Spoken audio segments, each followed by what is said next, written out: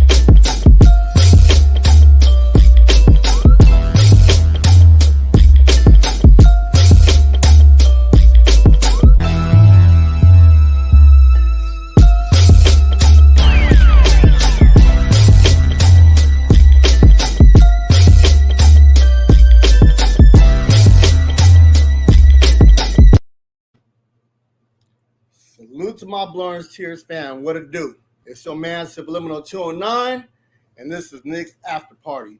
So tonight, we're going to talk about what it takes for the Knicks to be successful. The rankings from 1 to 15. 1 being the most successful. If this person is our number 1, that means like we can't basically live without him. Like if he goes down, the ship goes down.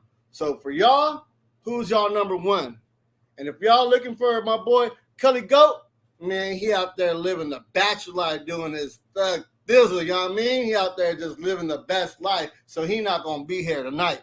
But your man Subliminal 209 is going to rock out. We got a couple other people behind the scenes that's going to pull up.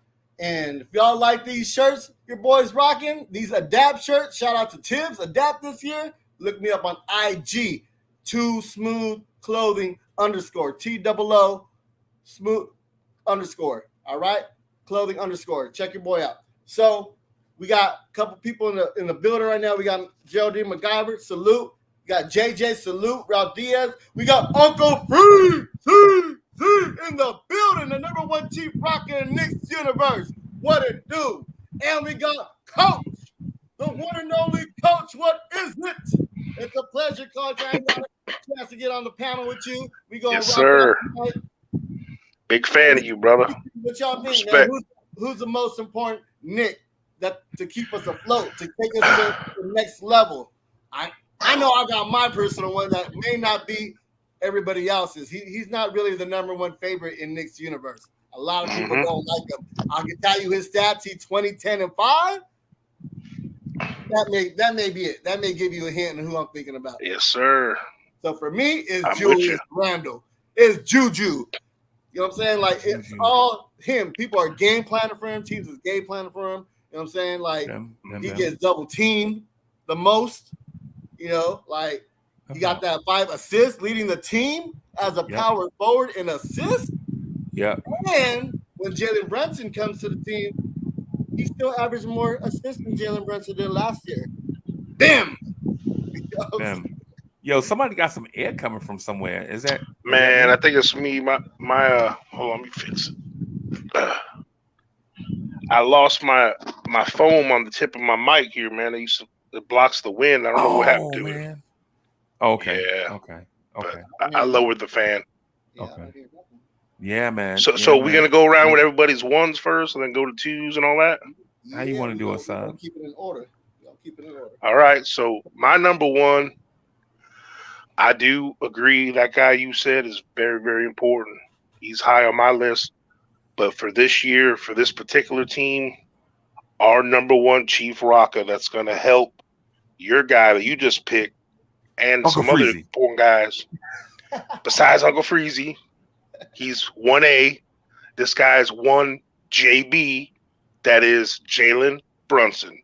He is going to be the number 1 not only facilitator literally on the court, but he's going to be able to facilitate our man Julius, our boy RJ.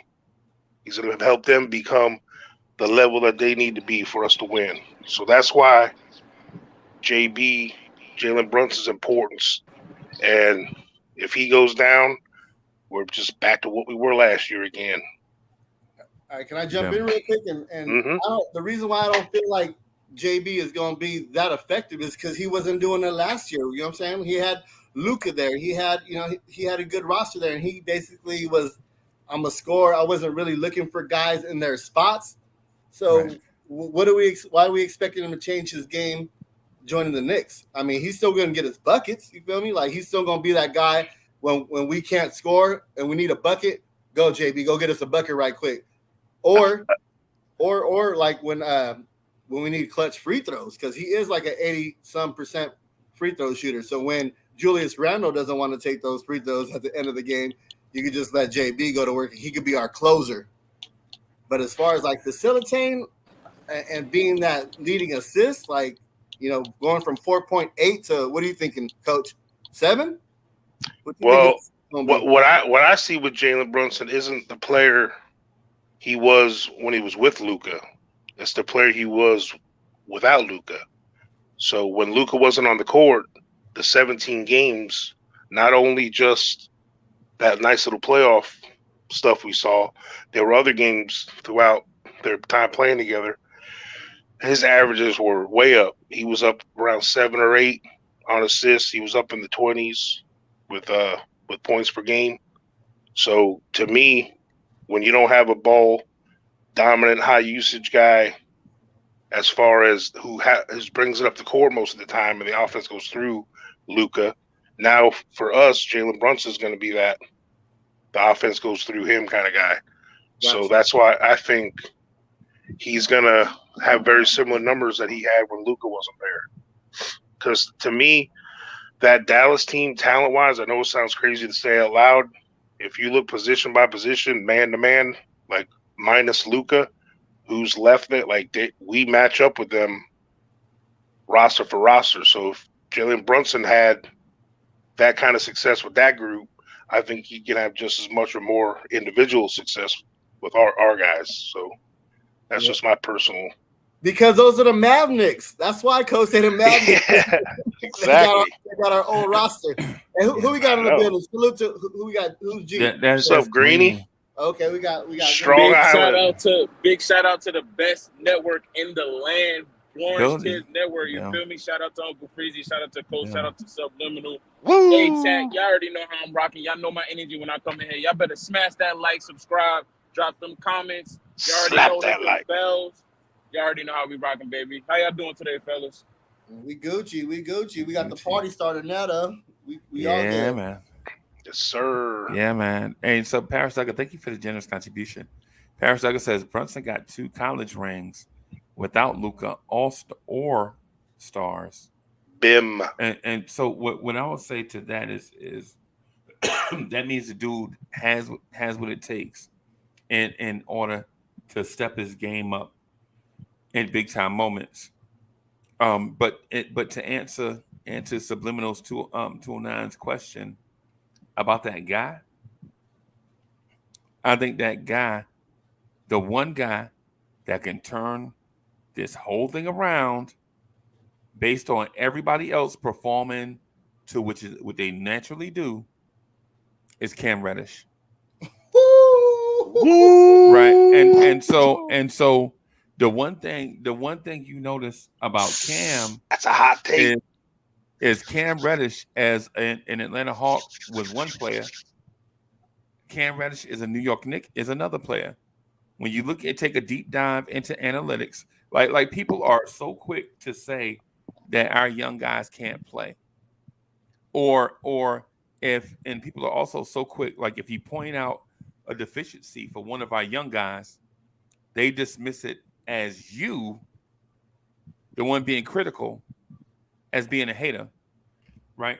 What I want to speak to, I want to start speaking truth to power, right? Because there are a lot of things that happen with the Knicks that we don't pay attention to or we don't speak about because the national media told us not to, right? The national media told us basically RJ Barrett's not a good player, not as good as we think he is, right? The national media told us that Julius Randle is not a good player, even though Julius Randle is an advanced analytics darling, right? So what I'm pointing out is this. The reason why I say Cam Reddish and Cam Reddish's 215 minutes with Tibbs, with his 215 minutes under Tom Thibodeau, you saw him be an ultra productive player, right? You saw his field goal percentage increase. You saw his free throw percentage increase. You saw his PER increase. All of that in just a thimble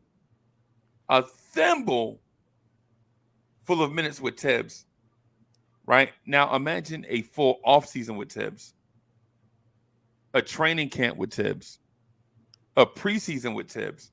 And y'all know that, and I know this is strange, but y'all know that players that come into our system under Tibbs get the Tibbs bump, right? Like for instance, I'll give you an example of the Tibbs bump, right? Derrick Rose shot 32% for three in his career without Tibbs in New York. He comes to New York, Derrick Rose is a 40% three-point shooter in New York. All of a sudden, my man is deadly from three. When that used to be the knock on him, just give him space. Don't let him blow by you. Just give Derrick Rose room to shoot. Now you could do neither, right? And so what I'm saying about Cam is Tibbs didn't get the opportunity to get his pause on Cam. Pause. But what I will say is this. In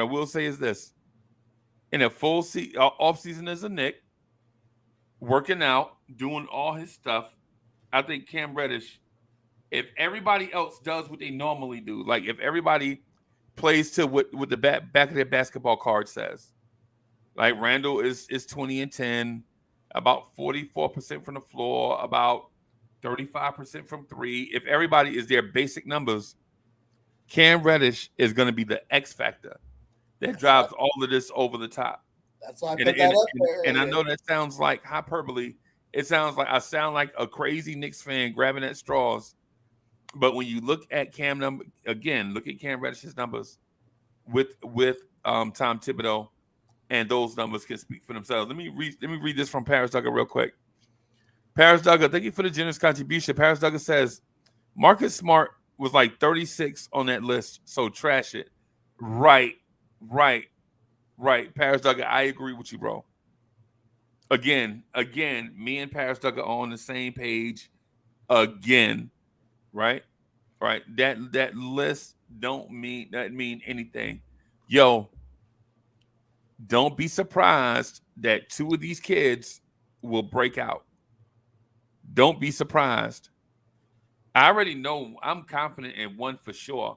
One is a gamble. I know Quickly is going to break out. I'm gambling on Cam though. Yeah, I mean, he has all the tools though. But what if he does? My gamble is Obi. My gamble not Cam. My gamble is Obi. I think Cam got higher upside though. You know what I'm saying his handles are way more slick. You know what I'm saying? He gets to the cup. Obi has no go-to move. Obi can't get his own bucket. Obi needs to get fed. Obi needs to be unlocked. Yeah. Obi needs to be unlocked. So you could just put the rock in Cam's hand and he go to work. He get a board and just go coast to coast and do his own thing. So I feel more confident in Cam. The only thing though, knowing Tibbs is our coach, if Cam's defense ain't picked up this summer, is Tibbs gonna play him. That's the only thing. If he's lackadaisical, you know what I'm saying? Shout out to Clyde. He's lackadaisical. Is he going to get some run? Or is he just going to be that much of an offensive weapon like Rose is, like D Rose is, where he's just going to cut him some more slack and just let him do his thing? I don't know. Right. Yeah. And so, hey, thank you for that too, Sherwin. Sherwin says Randle has a 47.2% career field goal percentage. I was guessing, so I appreciate that, Sherwin. Basically, what I'm getting at is based on what Sub asked. Like I assumed it as the level of importance. Who's the guy that's going to take this thing by the horns? Who's going to be the most important? You know what I'm saying? And so most important player doesn't always mean best player. You know what I'm saying? Because there were some nights with the Chicago Bulls where Dennis Rodman was the most important player that night. But you know Michael Jordan is the best player on that team. and probably the best player in history. You know what I'm saying? So, but at the same time, though, without MJ, though, they wouldn't have got that far. They wouldn't. I mean, you can't just ride the coattail of Dennis Rodman and expect to get that far either, though. Right. So, exactly. That's why he wasn't the best player. You know what I'm saying? That's why on certain nights, on the Shaq nights, when Michael Jordan couldn't guard Shaq. No. You know what I'm saying? Those Shaq nights or something like that. But yeah, man, I feel you. Hey, but that's your choice. That's your pick. I mean, that was a nice hot take, like Coach had mentioned. So, what you think, Greeny? Who's your number one? My number one most important young piece. Just piece, period. We're going 1 to 15 on the roster. Yeah, for the Knicks to be successful. For the Knicks to be successful next year, who is the number one guy that you're choosing? Now that's a tough one because I got a lot of them sitting in that same boat. But if I had to go most important, it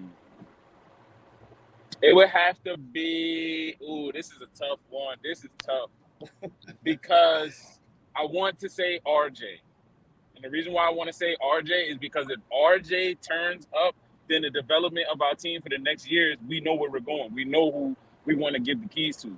But I do want to say right now, Julius Randle. Like right now, Julius Randle. If Julius Randle can get his act together and get back to playing basketball and caring about his team and not just Julius Randle, I think that could turn the whole season around. Man, you killing them, Greeny. You did look at the dude event stats, bro. The event stats say the events say that other Knicks need to step up, not Randle. I mean, the dude opinion.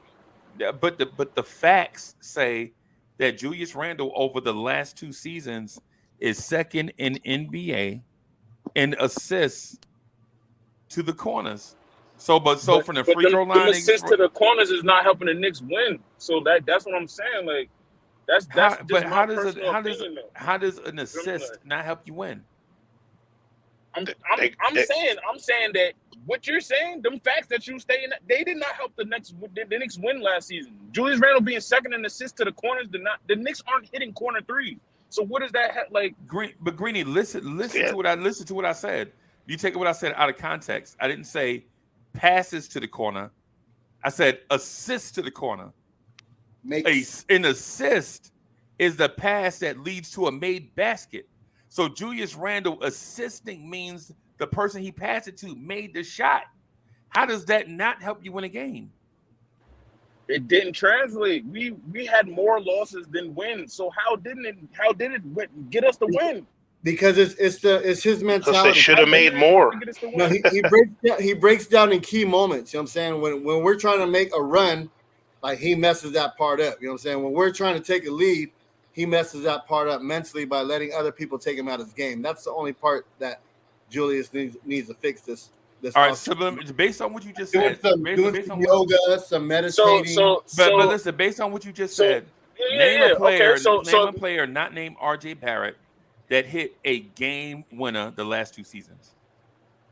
On the Knicks? No, on the Grizzlies. There ain't nobody. Well, come on, let's be real. Bullock did 2 years ago, like a couple, but what I'm saying is I understand what you're saying about Randle, but if you can't name a player that went off and was clutch outside of RJ and Randle, how can you say that these things are Randle's fault? I never said anything was Randle's fault. All I said was the assisting to the corner is not helping the Knicks win, and it wasn't helping the Knicks win.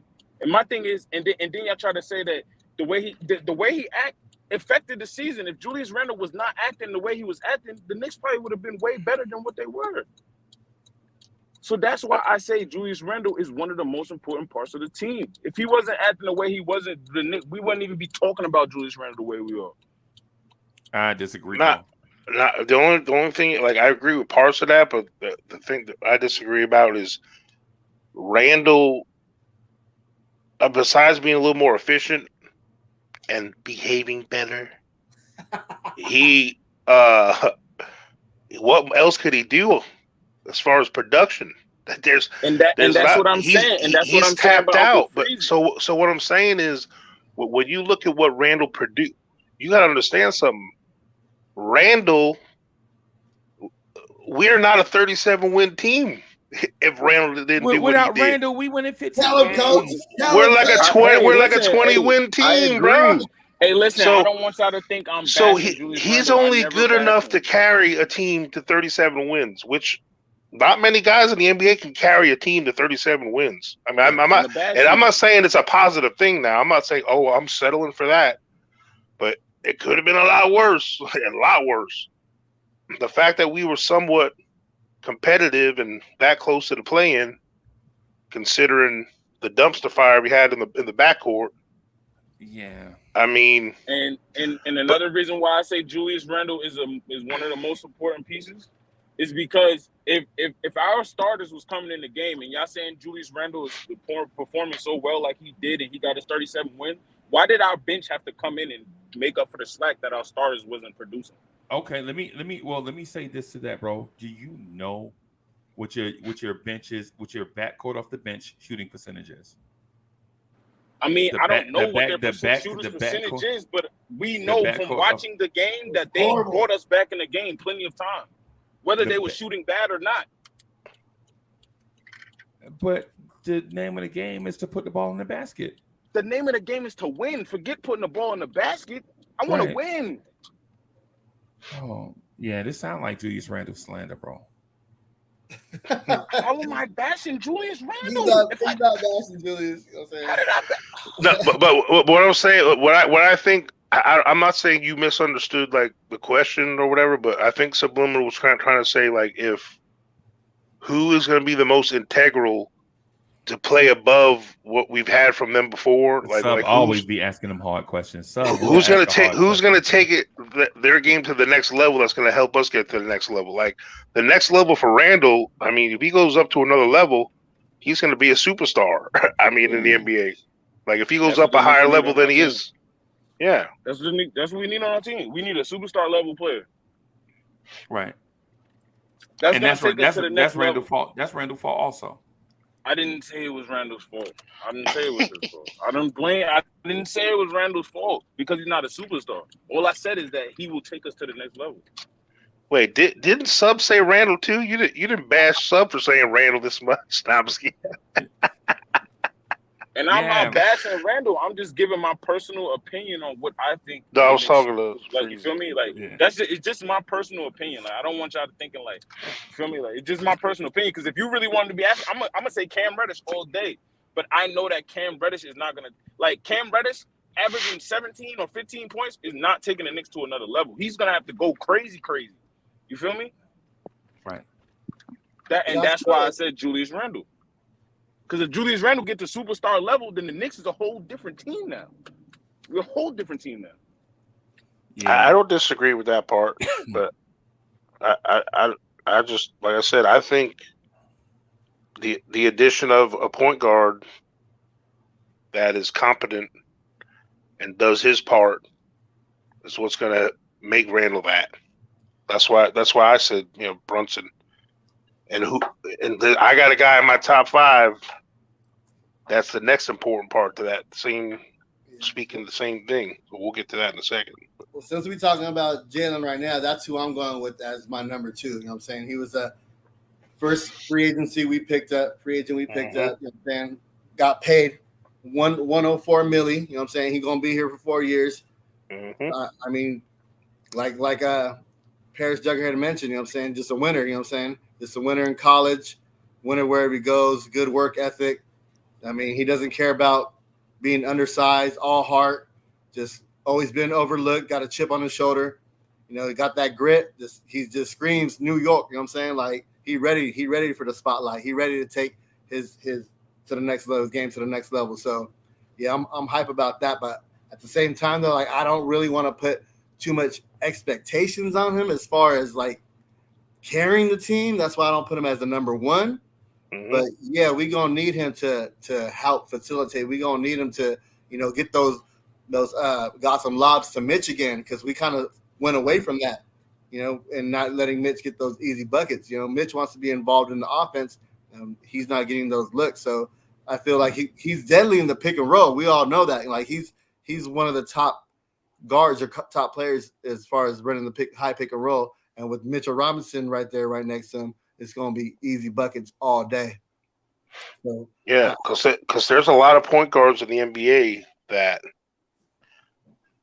a lot of teams, when they see him dribbling the ball up the court and he's at the top of the key, like he's a serious threat to drive into the lane and make buckets in the paint. There aren't many point guards in the NBA that have that threat, and the other teams have to respect that. There's not many point guards that post up either, though, and he can post up. You know what I'm saying? He can show RJ Barrett a little something on how to use his post up game, because I think a lot of guys are going to learn and pick Jalen Brunson's brain. He might not be the fastest, he might not be the most athletic though, but he understands angles. He understands, and he has some nice slick handles too. He understands how to get to his spots. He understands how to manipulate the defense, because when you get to the paint, he's not yamming on nobody. You know what I'm saying? He's fading away using glass off that baseline. Like, he understands all those types of things. How to stop, pivot, reverse, fade away. You know what I'm saying? That way you're not going into the teeth of the defense. You're making them second guess on what you're going to do. And like, he's just really intellectual in that that part of his game, where a lot of guys like IQ, a lot of guys like McBride, a lot of guys that don't have that athleticism that are guards are going to pick up on a lot of those things. So for that reason, yeah, he's my number two. Yeah. What about you, Freeze? What about you? What you thinking? Oh, my number two is the kid, the future, RJ, the future franchise. Yeah. And if he can fast forward this year to being the franchise, right? That will help elevate us again another level, I think, as well. Me and you. Yeah, daddy too. There's not really much to elaborate, really. It's just if efficiency for him is key. Brunson taking off a little burden from him as far as having to be the playmaker, the facilitator of the flow of the offense. I think when that burden and stress is off his shoulders, when he can just do some of the, I think his rebounding is going to go up this year because of that. He's going to be in better positions to rebound the ball. He's going to be a better defender this year because it's just going to be an all around. Look, his trajectory to me has been like this. So if it goes like this and then wants to go like that, then all of a sudden we're talking special person, special player. So he's my number two right now as far as importance to the Knicks' success this year. Wow. I don't know about that defense though, Coach, because if you got Fournier back there as a backcourt, then RJ's still guarding the best wing, which is going to exhaust him going back and forth playing offense and defense. But if you throw somebody in there like a Grimes or a Cam to kind of take the pressure off, I think we'll see the best of RJ. Plus that drive and kick out. Did RJ's 3-point percentage go up or down this year? Down a lot, right? Down, because RJ Barrett shoots the three from the wing. When you added Fournier and moved RJ to the three, RJ got shots from three in other places that he didn't shoot the prior year. Things happen when you change. It's like changing a big wide receiver to a tight end. Things are different. Yeah. Just because Megatron is 6'5", 239 doesn't mean that he should be playing tight end. Right. You know what I'm saying? Or playing in the slot or something. Yeah, putting him his big behind in the slot. Yeah. Yeah, that's what I'm saying. It's one of them things. Like, people were mad at Dennis Green for not sending Randy Moss across the middle. Why would you send Randy Moss across the middle? What sense does that make? Trying to get him killed. Yeah. When Randy Moss is a grand slam potentially on any play, right? It's one of those things. I heard a guy say that one time, man. But if you send him across the middle, you know what I'm saying? No, man, stop being stupid, man. You know what I'm saying? Randy Moss is the greatest deep threat to ever live. You know what I'm saying? Just let him run in a straight line fast he can go and just throw it as far as you can throw it. And sure, you might miss on that play 3 times, but the one time you hit, man, that Metrodome gonna be doing that stupid horn, and people in there gonna be chanting that stupid skull chant. He's gonna be fake mooning the crowd. Yeah, man. Yeah, man. So what I would say, what basically what I'm getting at is with the RJ Barrett thing. When RJ Barrett played the 2, you saw him use less screens to get to the basket. He drove more often, and he can knock down the 3 from a higher percentage from the wing. Right? That's what I was trying to get at. I think that driving kick with Brunson, though, you know what I'm saying? That let Brunson break down the defense, let the defense clap, and just kick it to RJ. Right. For that wet 3 right there. Right. But the reason why they did it is because they didn't have a slasher that could attack their wing off the weak side. But now they have dudes. We had one the first year. We had one the first year. We had Peyton. You know what I'm saying? No, the reason why he could get all the way to the cup. He get all the way to the cup. He just couldn't finish. You know he wasn't Walter Payton. If you think about what Freezy said, it makes sense why it worked, because RJ was the slasher and Bullock was the shooter. So that's where it made sense, because like he said, when you brought in Fournier, obviously Fournier is the shooter now. And then you move RJ out of his comfortable spot, like Freezy said. Where RJ was comfortable shooting, you had to move him out that spot to give it to Fournier. Right. So it makes sense. And then you had to give him room to adjust. Plus, he's playing with a brand new point guard. There's just too much stuff going on. And Bullock wasn't really a corner shooter. He was a wing. He was a wing shooter like that. You know, so RJ top of the key. Yep, top of the key wing. Yep. Yeah, man. And that's why if I was RJ, I would have been like, man, y'all done paid me. You know what I'm saying? I'm the franchise. Give me back my original 2 spot. Quit playing. Right. You know what I'm saying? and then think about this. For those that say RJ don't have wiggle and all that stuff, who do you think had more wiggle? Fournier, Bullock, or RJ? Exactly. Let's be real. Yeah. Stop playing. You know the answer. Yeah. What do we? So I'm going with Coach on this one. I think the emergence of RJ Barrett is a real thing. Right. I think the emergence of RJ and Cam is a real thing. And I got two other people that I'm gonna say. And when I say them, y'all can be like, man, you've been saying that all summer.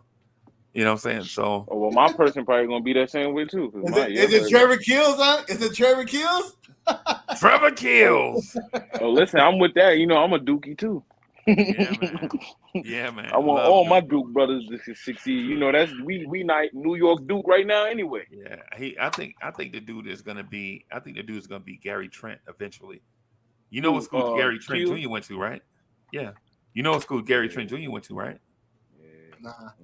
He went to Duke. Dookie. Yeah. He was there with Marvin Bagley, Wendell Carter, and what's the guard name? Other guard. I forgot the other guard, but whatever. It was him and somebody else. Yeah, you're right. Tyus Jones, not Trey Jones, but his brother Tyus Jones.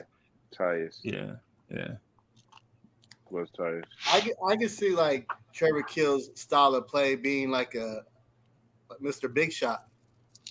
Like just a big guard, not fast, you know what I'm saying? Just methodical with the rock.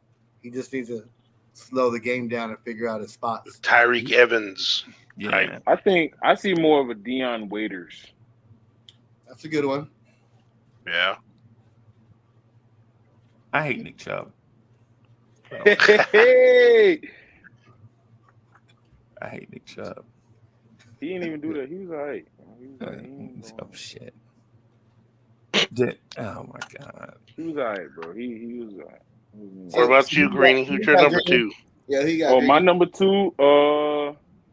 I'm probably gonna shake it up a little bit, but I'm going number 2 here. I'm going Mitchell Robinson. What? Yeah, I'm going Mitchell Robinson. The reason why I say that is because if Mitchell Robinson brings a little bit more offensive pressure to his game, he opens the whole court up tremendously. You know But what have you mean? seen in the first 4 years that leads you to believe that's going to happen, or he's going to make that change? Because Brunson's gonna make it easy for him now. Like he's gonna get the easiest buckets of his life. Like realistically, like the Gotham Lob. Yeah, I understand the Gotham Lob though, but you're not going to. I think it's gonna be more than the Gotham Lob. I think it's gonna be more than the Gotham Lob. I think he's gonna be in a nice high pick and roll with Brunson, and I believe that the Knicks will run a Hartenstein Mitchell Robinson lineup when we versing two tall teams, and that's gonna help him tremendously. Like Mitchell Robinson can score, he just doesn't know how to score with his back to the basket. So if you can get him like moving towards like a Clint Capella, he can score, bro. You feel me? He can score more than Clint Capella. Let's be real. You know what I'm saying? And he like they just got to put him in the right spots, and I feel like Brunson is the person for that. I got you. Okay. As long as think about it. Mitchell Robinson can average 16 points a game. That's 4 points a quarter. That's really not that hard. Yeah, I mean, as long as he can get two lobs a quarter. Yeah, but you got to remember, like Mitchell Robinson throws his body all around all the time, so they're gonna be pushing him. When he's trying to, they're not gonna give him those easy yams. He's gonna earn every single bucket. So, what kept him from getting 30 minutes a game last year? Injury, foul trouble. Well, foul trouble wasn't really that much of an issue for Mitchell last year because the roster was made up for him to get minimum 30 minutes a game, 35 minutes. That is a good question, Coach. It's not like Noah was hurt. Yeah, it's not like he had someone like he was fighting off. It was his to lose the whole year, more or less. Right. So the only argument I have with that is that he didn't have he had Alex Burks trying to get him the ball. Like, yeah, no, I mean, and I wasn't saying like he's personally doing something wrong to stay off the court. I'm just wondering. Oh, I get what you're saying about that. Okay, if he has what does he have to do to? He can't play, Coach. I can't not to cut you off though, but he can't play that many minutes because he goes hard in the paint all day long. And the thing is, you know what I'm saying, he's switching out on the perimeter. He's always moving around like he can't close games either. If you think about it, like if we in a game where we need some free throws and some buckets. Yeah. It's tough to put him out there. Nah, man. It would have to be a chess match, so you go by dead ball. You know what I'm saying? You go by dead ball. You sub him in and sub him out. You know what I'm saying? Yeah. And then plus, every game, you don't close it out the same way, right? Sometimes you're gonna have a big lead, and it's worth Mitch being out there. Yeah. And sometimes you're gonna be behind, and you got to sit Mitch because you need offense. So when you're talking about closing games, I think you have to be situation specific. Like say for instance, if the Knicks have a big lead, why would you take one of your best defenders on the roster off the floor? Right. When you need defensive stops. Now the irony is in those games like where you need defense on the floor, would you consider playing Hartenstein and Mitch together to close out games? Right. Because you want to have two of your best defenders on the floor. Does that mean you take Randle out of the game? I don't know. Because Randle's a good defender. If Randle's clunking, he's like, 4 for 15, then you take him out the game earlier and try something else. Of course. Or like and the real reason why I really say my bad. He's underrated. No, Randle's an underrated defender. So. Yeah, he's very Yeah, those that don't like Randle, they just point out the most random things you can ever. They just say something random about Randle, like with Ray. Did you see what he was wearing on the sideline? Yeah, in that pink suit, looking like the pink like a Pepto-Bismol bottle. Did you see how his hair was cut? Yeah, like Reality brought up the Phoenix Suns game, right? Ray's like the Phoenix Suns game. Man, the Phoenix Suns game when Randle left, the Knicks were up by 11. Right, Randle goes out of the game, and you lose on a buzzer beater. None of that is Randle's fault. That's random as hell. You could have. Think about this. The Suns took the lead in that game. If it wasn't for a Mitch Robinson putback in traffic with 4 dudes over the top of him, the Knicks wouldn't even have the lead. RJ went to. If y'all remember that, game? RJ Barrett lost us that game. Y'all remember how ice cold RJ Barrett was down the stretch trying to close out that game? RJ Barrett looked terrible. Cam Johnson was lighting up the work. He was on fire. You cannot. My bad, Ray. You cannot stop Cam Johnson that game. He was on fire. Yo, and so what I'm getting at is like the small things like RJ Barrett shut us out of that game, and we say it's Randle's fault for getting kicked out. How about RJ Barrett had a chance to step up and be a leader, and he didn't because he wasn't fit. Man, RJ Barrett was missing bunnies. Didn't Brunson miss clutch free throws at the line too? Burks, all Burks had to do was hit 2 free throws. Exactly. So and that game is over. There's blame to go everywhere, not just one person. Yeah, because think about it. The Suns hit that shot off a missed free throw, and Alec Burks didn't even box out his man. Yep. That's textbook right there. That's textbook, bro. That's textbook, man. That's what I'm saying. Like some of this stuff is we blame Randle for like the city edition jerseys didn't sell like they thought, but that's Randle's fault. RJ's did. That yeah. 14th in the league. Was it 14th or 15th? Yeah, RJ was 14th in the league at one 14th point. in the league in jersey sales. You know, I know I caught mine though. I caught mine and wore it to the game. Yeah, man. His signature Pumas are low key kind of ugly.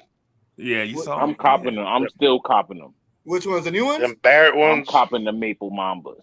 The Pumas. Yeah. The different color ones. Yeah, I'm copping those. Yeah, I ain't got no. I don't rock Pumas. I can't. Sorry, RJ, I ain't rocking no Pumas. RJ, it's just Puma, brother. I mean, ain't nothing. I'm copping those. I just don't buy Puma. That's just that's what I'm saying. I'd rather wear my orange foam posits to the game. It's all good. I understand. Y'all not real Knicks fan. Y'all not gonna go get that real Knicks shoes. Starberry came out with his shoes. I wear a size 15. They ain't gonna have my size anyway. And then sometimes my feet swell up, bro. I can't wear them. Puma is made for skinny dudes. Yeah, Puma made for skinny dudes, bro. Yeah. I mean, they fit comfortable, but if you got a fat foot, nah. It's like George. It's like George. Any Nick that had a shoe deal, I had their shoe. Yeah, the best shoe to wear is Adidas. Not because they look better. D-Rose is Adidas. Get the D-Rose Adidas. Yeah, but they just I always like D-Rose shoes. They just feel good on your foot. But the point I was getting at is RJ Barrett in that Phoenix game was the putback by Mitch to give us the 1-point lead, bro. That was an RJ Barrett brick off the rim. Mitch fought 3 Suns and tipped it back in. You know what I'm saying? And then the Suns came back down. The Suns missed. They came back down. They fouled Alec Burks. Alec Burks makes the first one, right? Brick. And then the second one he misses. If he makes the second one, it's a 3-point lead, and Phoenix has no timeout. They got to take the ball out from up under the rim. Instead, he doinks it. It's a long rebound. They catch it with momentum. Doink.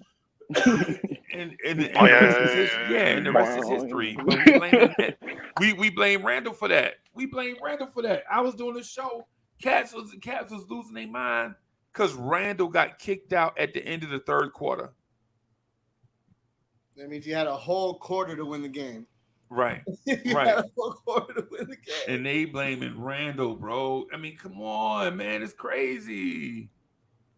It's crazy, bro. It's crazy. I don't want to. That's why I'm glad we got Brunson over here. We got a true leader. Forget about all that. Yeah, man. I mean, yeah, man. So I ain't gonna lie. You want to talk about the third one? You got third one. Let's talk about the third one. Well, who was Greeny's number 2? Mitchell Robinson. Oh, Mitch. That's right. Yeah, okay. Mitch. He threw a wrench out there. I like it though. I like everybody's opinion though. I mean, I gotta keep it spicy. About having more people on the panel. That's a spice of the meatball. Yeah, had to spice it up. Yeah. Well, I'm going with Broadway Barrett. I'm going with Bully Ball Barrett, RJ. You know what I'm saying? The face of the franchise Maple Mamba. for number 3. You know, because I don't want to put too much pressure on him right now. You know what I'm saying? Let the older vets or the young vets, you know, take that pressure off him for this year. At least for this year. You know, let him get acclimated to playing next to Brunson. Then that we'll have this conversation again next year. You know what I'm saying? when he has a different running mate, because Fournier is out of here. He may not even finish this year. So I'm thinking RJ, and we all know the whole situation. You know, Coach mentioned earlier with the efficiency and finishing up the cup, though. But he just needs to be, you know, just more consistent. We all know that. But I'm thinking RJ. I'm thinking RJ, just knowing that he got paid, knowing he doesn't have to worry about that this year. Just everything's behind him now. Now he just laser focused on what he needs to do to take it to the next level. So I'm going my guy RJ Barrett. Yeah, man. Yeah. All right. Free throws. Come on, work on them free throws. I hope he's sleeping on the at the charity stripe all summer. You know what I'm saying? So, bro. Get you a little sleeping bag, you know what I'm saying? Right there, you wake up, you're shooting your free throws. You go to sleep, you're shooting your free throws. That's all you need, bro. Hey, Sub, just real quick, I just want to point out the thing that Phoenix Suns game, right? Just real quick, I ain't ready to hop on it all night, right? I ain't gonna hop on it all night. In that game, Cam Reddish played 14 minutes. He was 3 for 5, had 6 points, had 3 rebounds, right? RJ Barrett in that game played 44 minutes, right? He was 6 of 26 from the floor. He was 1 for 7 from 3 and finished with 20 points. You're baiting me. He took 20 shots. He took 26 shots and scored 20 points. Whose fault is that, though? That's not RJ Barrett's fault, though. That's I just wanted to point that out to my main man, Rayology. That Rayology is my dude. I love Ray. Ray, you my dude. I love you, bro. Julius Randle in that game played 28 minutes. He was 9 of 18, 1 for 2 from 3. Remember that's the stretch where Randle 3 wasn't going and he stopped shooting threes. Remember that? He was like, now Randle won't shoot the 3. He wasn't making it. Now he won't shoot it. Man, which one do you? Come on, man. The dude was 1 for 2 from 3. You mad when he was missing. You mad when he making. You know what I'm saying?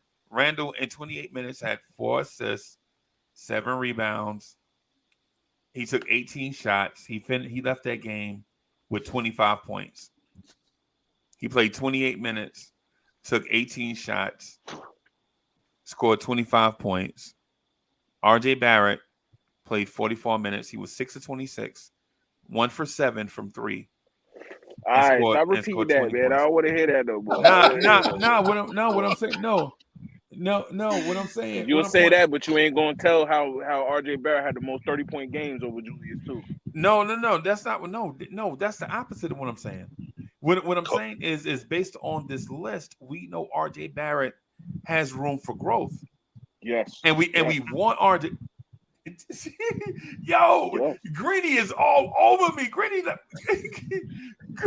yo, y'all was all over me yesterday about my trade. Y'all all be that wasn't. Oh yeah. What did you do to my guy Greeny? Did you cut the new Knicks show off or what? What's going on? What I'm getting at is about RJ Barrett is if you understand who he is as a player. And understand that he has room for growth, right? And then you have him high on this list. You understand that now's the time for RJ Barrett to step up and be that guy.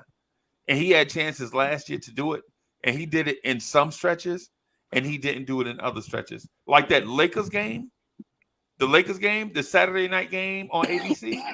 You remember RJ Barrett, man, LeBron was dapping him up during timeouts. Caught that poster.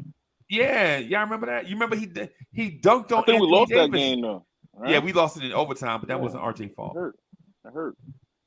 Yeah, that one because if you remember, RJ Barrett hit the 3 for the game to go into overtime. Y'all remember the bang? Yeah, I remember that game because he dunked on RJ AD Barrett. And Russell Westbrook. Yeah, right down the lane. Yeah, and for all these people that say RJ can't carry this team, no superstar in the NBA can carry a team anymore. It can't be done. Yeah, it's not happening. Durant couldn't do it. He's the best player on the planet. Come on, man. You know what I'm saying? I mean, seen Durant. Yeah, exactly. Yeah. Look, even I'm sorry, I don't even want to go this far back and start talking about this dude again because I hate talking about this Damn Nick killer. Michael Jordan didn't do it alone. Michael Jordan didn't do it alone either. Come on, man. Yeah. Tell him, coach. Tell him. God. And just as a Ridiculous. reference, I want to refer to that game also. R.J. Barrett in that game against the Lakers played 50 minutes. 50. He played 50 minutes in that game, right? And he was 13 of 28 in that game, right? RJ was 13 for 28. He was 4 of 10 from 3. He was 6 of 9 from the free throw line. He had 8 rebounds, 5 assists, and finished in a primetime game against the Lakers on ABC with the whole world watching. RJ Barrett finished with 36 points. He was cooking. The 3-point percentage could be a little better, but other than that, 13 to 28 is not that bad. Yeah, and it's then all right. It's and okay. then, It's all right. And it was a great game. They couldn't stop RJ from imposing his will.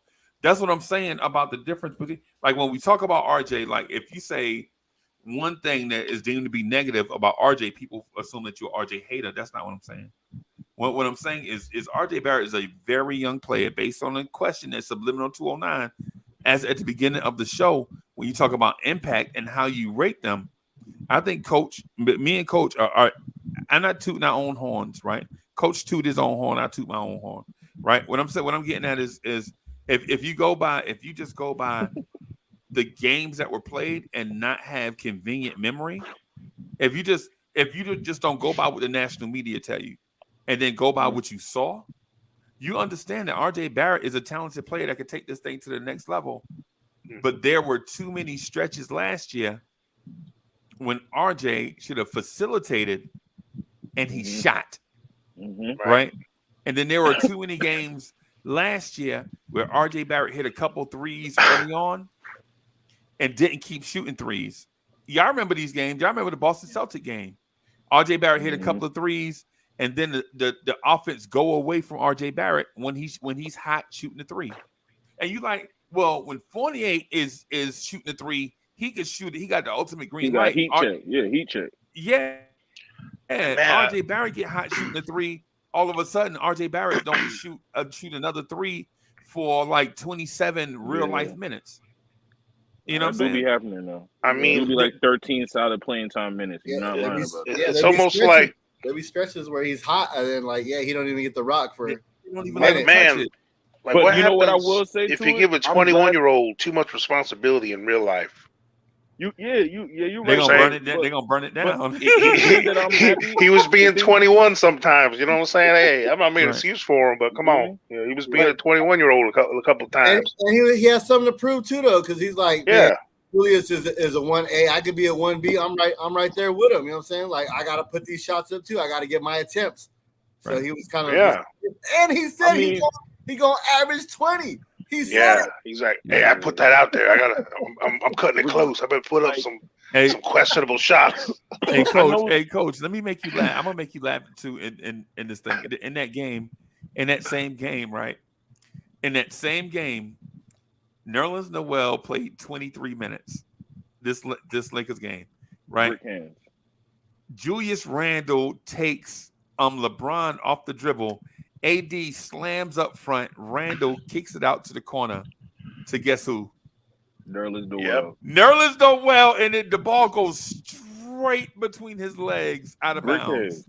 Brick hands. Y'all remember that? The ball Nerlens, no hands. And Julius Randle looked at him, and then Nerlens Noel just started laughing. He's like, my bad, Julius bro. Randle looked at Noel like LeBron. Nerlens, no hell, no. Made it away and threw it up backwards like that. Then pass it to Nerlens.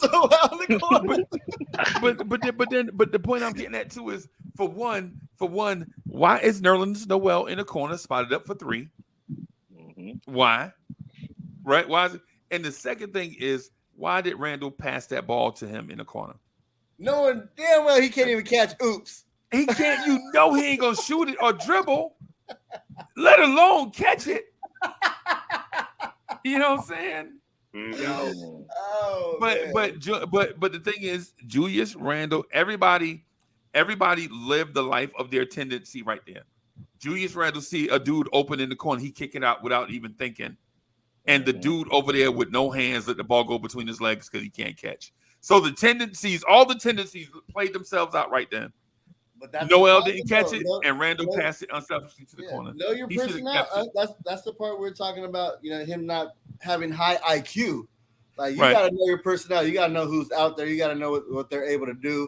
Their strengths and weaknesses. Like there ain't no way in hell that I'm. But you double team by LeBron and AD. You got to get rid of the ball though. I'm throwing. So you saying he should have just fell down on the ground and just held it? I would have did something with it. I just tucked it under my jersey. I bet he was hoping that was one of them balls had a string on the end of it. Wait a minute, like a yo-yo ball. Yeah. Oh no! Like as you threw it, Yeah, man. It's one of them. It's a lot of them. I'm sorry, Green, for cutting you off. It's a lot of these things that we talk about are like we point out certain things and certain things didn't come to come to fruition like you wanted.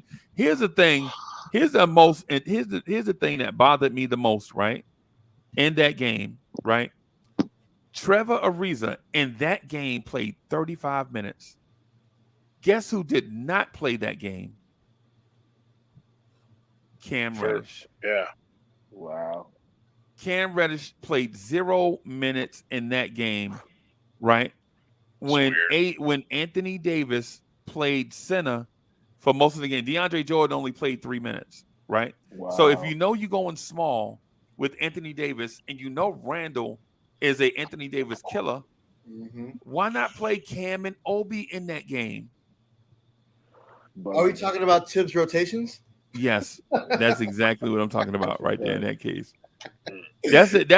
And for those that can't remember, that's the game that Malik Monk absolutely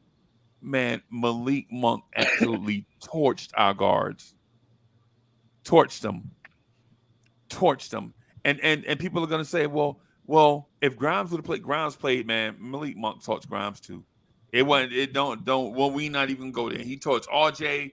He started off torching Fournier. He torched Fournier first. Then he torched RJ. We bring in Grimes. We bring in our defensive stopper. It's like everybody can get it. You're next. Yeah, everybody can get it. Everybody can get it. And Malik Monk and Malik Monk is one of them dudes that if he ever get going, yes, you know what I'm saying? Yeah. I don't think it was worse than Terrence Ross in that fourth quarter. Oh my God, that boiled my blood. As soon as I seen him shoot that three, I said the Magic gonna win this game. Yep. And they came right on back. Yep. You remember the Ricky Rubio 8 of 9 from 3 night? Oh my God, that killed me. Oh my gosh, that killed me. And the other dude from the Thunder with the mohawk with the little peach fuzz in the back of his head. Oh my God, Kenrick Williams. Kenrick Williams. Oh my, that killed me. That after that, I was like, yeah, I'm done. But man, that's been happening to the Knicks for years. It's always, it's never besides the Jordan games, every other team, some random ass dude beats us. It's like always some random dude, man, be killing us. Right. That Terrence Ross one, that hurt. That hurt us. I think the Malik Monk hurt us more because RJ Barrett had to score because him and Randle was the only ones that could score on a man, right? And if y'all remember, RJ wasn't guarding Malik Monk at first. RJ Barrett was guarding LeBron James, and LeBron James was ice cold at the first part of the game. They move RJ Barrett to Malik Monk. LeBron James catches fire, and all of a sudden the Lakers get back in the game. And look, and if y'all think I'm just making this up, go back and watch that game. I don't want to go back and watch that game. I'm trying to forget about those games. No, I'm saying for give real. Me 1 second to go back and stub your toe again on that. I want to address my boy JJ on this RJ Barrett because Quiet Money and JJ come my boy RJ Barrett. I'm gonna give y'all just 1 point. That's all. RJ Barrett is so young. And at least, all right, at least he's trying to, like some of them said, at least he's shown Julius Randle he could be a 1A and a 1B. Like, at least he's going through the growing pains of being a star and knowing what not to do and know what to do. Because that last season, he definitely gonna know what he can do, what shots he can take, and when he has to pass and stuff like that. So at least he's getting the growing pains out, and now we can see the season if he progress. You know what I'm saying? Like, and that's really what it is. We done seen RJ Barrett shoot 40% from the 3-point line. You know what I'm saying? Now he got a good point guard, and he done had a star-like season. He averaged 20 games where he taking star-like shots. He wasn't making those shots. Now he should know what shots he can take. You feel what I'm saying? So now he got to move forward and just, you know what I mean? And he took that leadership role, though. That leadership role when Julius didn't want to talk to, you know what I'm saying, he didn't want to go and do those interviews and stuff like that. You know what I'm saying? RJ went up there and took that role. RJ, you know what I'm saying, took that role on the court when what about when Obi was up there and Obi wouldn't talk? Yeah, that too. That's what I'm saying. When Obi he went to Dayton, he never had a media interview before. Well, I'm not saying that Obi was trying to be mean to the media. Yeah. I'm saying what it is, they was asking Obi questions and Obi was mad short. Not that he was being disrespectful. Right. He was like, Obi, man, you had a great game. He's like, Obi, yeah, man, I did. And RJ was like, yo, you got to talk to him, man. I can't answer the questions for you. I wish I could find that, man, because RJ Barrett did so much leadership stuff last year. It's a shame that he don't get credit for it. But like what JJ said, though, what JJ said is absolutely right, bro. JJ was like, there is no reason why RJ Barrett shouldn't be passing that basketball. Is borderline ridiculous. Mm-hmm. Pass the ball, RJ. Come on. JJ, right? JJ is absolutely right. I'm just letting him know why he shouldn't be so mad, because he should know that. What's crazy, RJ is a great passer, though. You know what I'm saying? He can make all the passes, all the pocket passes, all threading the needle. You know what I'm saying? The Gotham lobs. He's the one that started the games off with the Gotham lobs, getting it to Mitch at the beginning of the year till the NBA figured it out. Then they stopped. But don't that make it more frustrating that he's excellent at it, but he won't do it? Just pisses me off. Like you can do it. You got the tools. You got the vision. A lot of people can't make those passes. It takes years. And he just does it effortlessly, like, no look, pocket pass. Oh, right. No look, wraparound pass. You know what I'm saying? Right. No look, cross court pass. Like, he has all the tools, and he just chooses not to. He was like, he had tunnel vision. He had 20 points on his mind. Yeah, man. That's what I'm saying. So RJ, come on, come on. And, he better say, not to cut you off, but he better say next year, though, I'm averaging 8 assists next year. Forget the points. I'm averaging 8 assists. I'm getting everybody involved. Y'all remember the Brooklyn game in Brooklyn when we had the lead on Brooklyn and Julius Randle was D'ing up, and I'm not going to say locking up Kevin Durant, but Julius Randle was D'ing up Kevin Durant. And then and RJ Barrett took over, right? He could get by his man. They didn't have a 6'6" guy that could guard RJ. And RJ Barrett kept getting to the cup, kept getting bumped, and kept missing 1-foot bunnies. And we like, RJ, we know you off balance, bro, but 1 foot? You can't make a layup from 12 inches? Man, come on, RJ. Coach, you know the game I'm talking about. It's the game that Kyrie came down and threw the lob up. I'm trying not to relive it, bro, really. But yeah, I got you. It's the game that Kyrie came down and threw the lob up to Kevin Durant. Kevin Durant caught the lob and started screaming like it was game 7. Oh, man. That shit was so soft. Hey, I lost like 57.2% of my respect for Kevin Durant on that one play. Man. It's just because like anything that he does or they do together, or what, it's just a slap in the face. Mm-hmm. Durant and especially they in Brooklyn and the whole we didn't get him thing. Yeah, man. But RJ frustrated me in that. And I know RJ frustrated himself in that game, bro. How you missing bunnies from 12 inches just because you got bumped? You 6'7" and strong. Yes. Come on, RJ, man. Come on, RJ. You got to do better than that, bro. But that's what I was trying to say in the beginning, though. Those bags where you're at practice and you drive to the cup and they bump you, so you go off course. Like, Why wasn't you doing that during practice that way? You know the momentum it takes. You know the touch that you need off the glass when you release it. Like Hit the box, RJ. That's why they draw a yes, box up there. exactly. Yes, off the glass is the box. In that game, RJ was 8 for 21 from the floor, 1 for 5 from 3, but 7 of 8 from the free throw line. He finished with 24 points on 21 shots.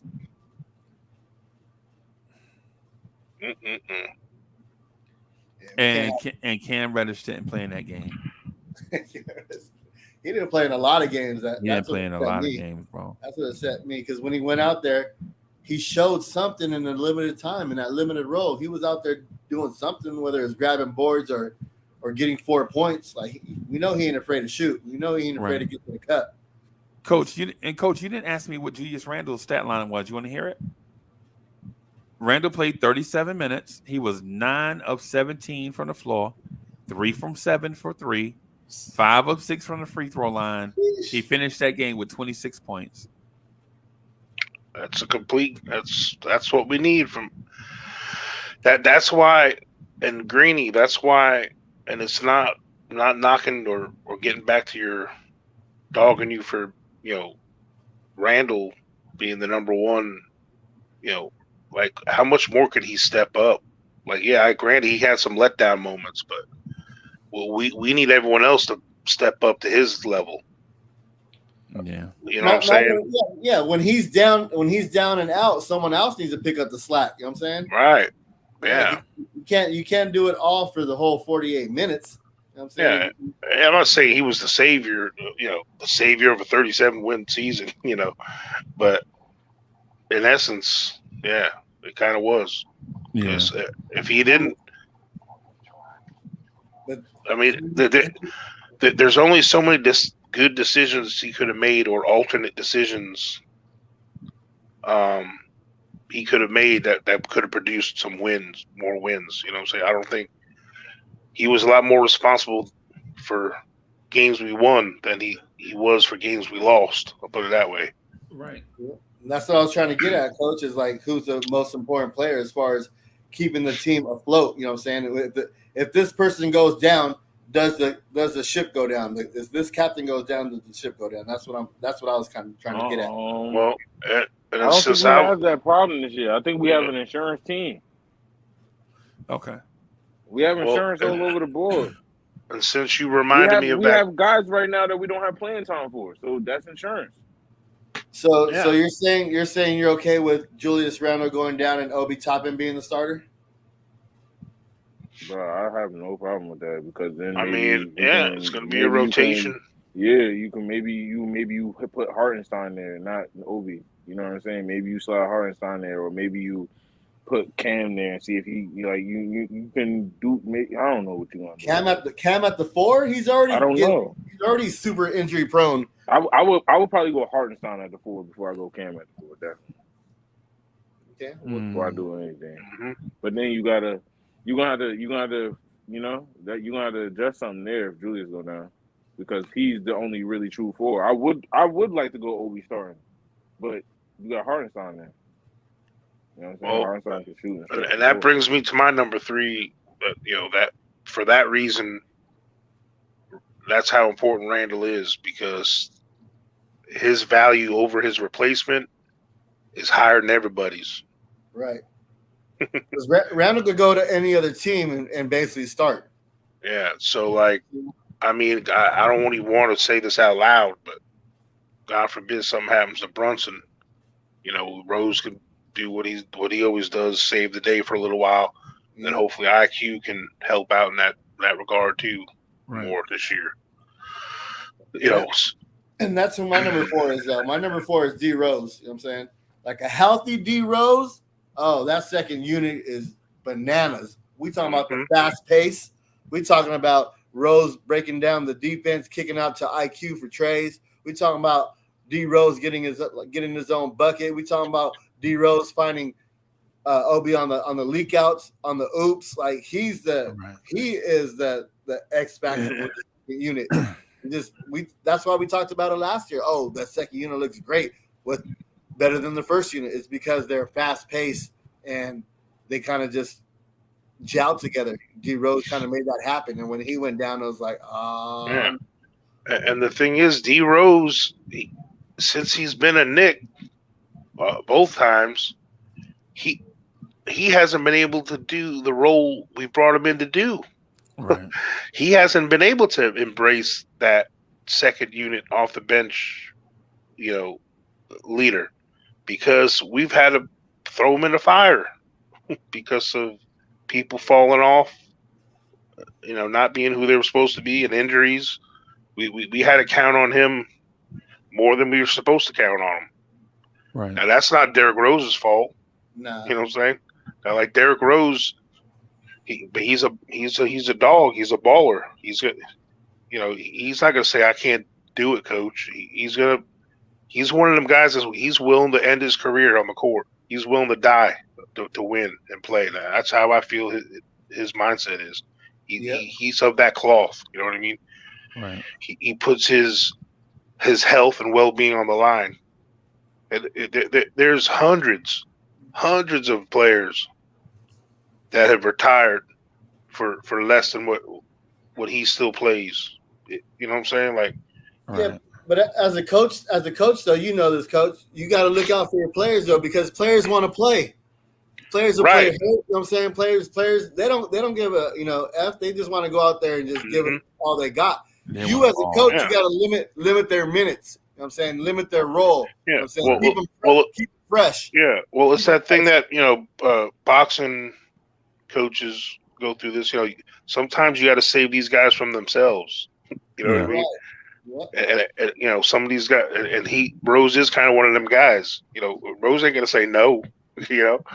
So Tibbs has got to, He played hurt in the playoffs. He's got to resist that urge. But like I said, we didn't have a choice. Right. Unfortunately, IQ, he felt he wasn't ready enough to count on him.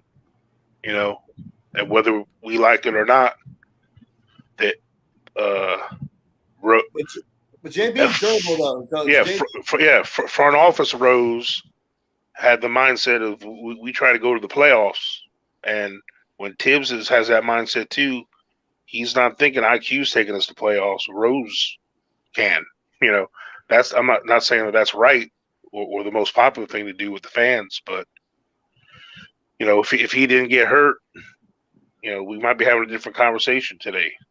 Right. Right. Yeah, my thing is, when Derrick Rose starts, Derrick Rose is not the same player, and I think he knows that. Because while y'all were talking, I was looking at the Golden State Warriors game when Derrick Rose started. He was awful.